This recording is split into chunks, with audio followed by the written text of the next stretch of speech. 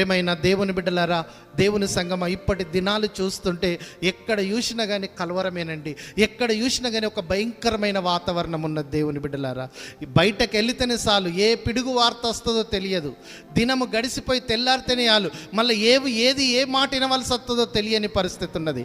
దేవుని బిడ్డలారా, ఆయనలో మనం ఉంటే దేవుని బిడ్డలారా, ఆయన చేసిన వాగ్దానం, ఆయన మాట్లాడుతున్న ఆ మాటను బట్టి మనకెనలేని యొక్క ధైర్యం అనేది కలుగుతుందండి. దేవునికి స్తోత్రం కలుగును గాక. దేవుని బిడ్డలారా, ఎన్ని కష్టాలు వచ్చినా, శరీర సంబంధమైన వ్యాధులు కానీ, అది బయట సమస్యలు కానీ, ఏదొచ్చినా కానీ మనకు ఒక మార్గం ఉన్నది. ఏ మార్గం అంట? మోకాళ్ళ మార్గము, మోకరించి దేవునితోటి మాట్లాడే మార్గం ఉన్నది. దేవునికి స్తోత్రం కలుగును గాక. ప్రతి సమస్య వచ్చినప్పుడు ఏం చేయాలి? ప్రతి బాధ వచ్చినప్పుడు ఏం చేయాలి? ఎక్కడ ఏ దిక్కులు చూడాల్సిన అవసరమో లేదండి. మోకాళ్ళు వేయాలి. ఏం చేయాలి? మోకరించాలి. మోకరించి ఉన్న బాధ అంతా దేవునికి ఎప్పుకున్నప్పుడు దేవుడు ఏం చేస్తాడట? ఆయన మాట్లాడతాడండి. దేవునికి మహిమ కలుగును గాక. ఇక్కడ అబ్రహాం అంటున్నాడు, నాతో మాట్లాడిన దేవుడు నమ్మదగినవాడు, నాతో మాట్లాడిన అతడు వాగ్దానం చేసిన దేవుడు నమ్మదగినవాడు అంటున్నాడు. నాతోడు మాట్లాడినవాడు నమ్మదగినవాడు. అప్పటికి 100 సంవత్సరాలు అవుతున్నాయి. శారా గర్భము మృతతుల్యమైపోయింది. దేవుని బిడ్డలారా, ఇంకెప్పుడు ఇస్తాడు? ఎప్పుడు అంటనని దేవుని బిడ్డలారా, ఆయన ఎప్పుడు తొందరపడలేడండి. ఆస్తులా చాలా ఉన్నాయి, పశువులు చాలా ఉన్నాయి, అన్నీ ఉన్నాయి, కానీ ఆయనకి ఏమీ లేదట. గర్భం లేదు శారాకు, అబ్రహాముకు. అయినా కానీ దేవునిలో ప్రేమ అనేది తగ్గలేదు. దేవుని బిడ్డలారా, హల్లెలూయా, హల్లెలూయా. ఈ దినాలలో ఎట్లున్నదంటే, దేవుడు చేస్తేనే గంతులెత్తరండి. దేవుడు పనులు చేస్తేనే, దేవుడు ఆయన అనుకున్నది నెరవేరుస్తేనే నాట్యం ఆడతారు. దేవుని బిడ్డలారా, దేవుడు గిట్లా ఒకవేళ ఆయన పనులు గిట్లా చెయ్యకపోతే నా ప్రార్థన కంటే ఇప్పుడు నా మనసు అబ్రహాము పిలువబడ్డప్పుడు 75 సంవత్సరాలండి. 25 సంవత్సరాల దాకా ఆయన ఎన్నో కరువులు చూశాడు, ఎన్నో శ్రమలు చూశాడు, ఎన్నో బాధలు చూశాడు, ఎన్నో కష్టాలు చూశాడు, ఎన్నో ఇబ్బందులు చూశాడు.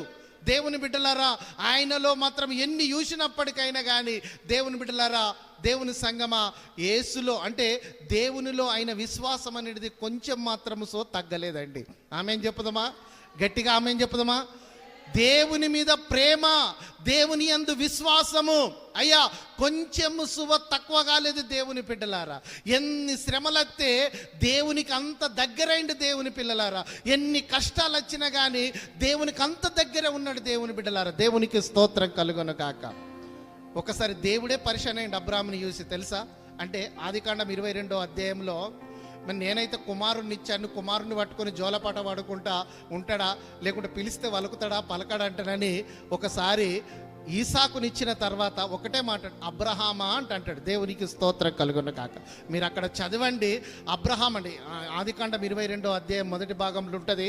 అబ్రహామా అన్నప్పుడు సింగిల్ వాయిస్లో ఏమంటాడంటే చిత్తం ప్రభు అంటాడు. దేవునికి స్తోత్రం కలుగును గాక. అంటే ఆయనలో మనం ఉంటే ఆయన ఎప్పుడు పిలిచినా కానీ మనం మాట్లాడతాం. అర్థమవుతుంది నా మాట? ఆయనలో అయ్యా ఉంటే ఆయన మాటలు ఎప్పుడు వినతందుకు మనము తొందరగా క్యాచ్ చేస్తాం. దేవుని మనం ఆయనలో లేక మన మనసు ఎక్కడనో, మన శరీరాలు ఎక్కడెక్కడనో ఉంటే 10 సార్లు పిలిచినా కానీ అయ్యా వినబడదు. దేవుని బిడ్డలు వినబడకపోతే దైవ కార్యం అనేది జరగదు. దేవుడు నిన్నెంత ఆశీర్వదించినా, నిన్నే స్థానంలో ఉంచినా, దేవుని బిడ్డలారా, నువ్వు 2 అంతరాల బిల్డింగ్ మీద ఉన్నా, నువ్వు ఒక గుడారలో ఉన్నా, ఏమీ లేకుంటున్నా, ఎన్ని కష్టాలున్నా, ఎన్ని బాధలున్నా, ఎన్ని ఇబ్బందులున్నా, దేవుడు మాట్లాడిండంటే సింగిల్ వాయిస్లో నువ్వేం చెయ్యాలి? ఏం చెయ్యాలమ్మా? ప్రభువా అంటని అనాలి. దేవునికి స్తోత్రం అనాలి. అంటే ఆయనలో ఉంటేనే అది సాధ్యమవుతుంది. ఆయనలో లేక అయ్యా, ఆయనలో లేక, మనలో మనమే లేక ఎక్కడనో వెళ్ళిపోయినాం అనుకో, ఎన్నిసార్లు పిలిచినా కానీ మాట్లాడలే. ఇప్పుడు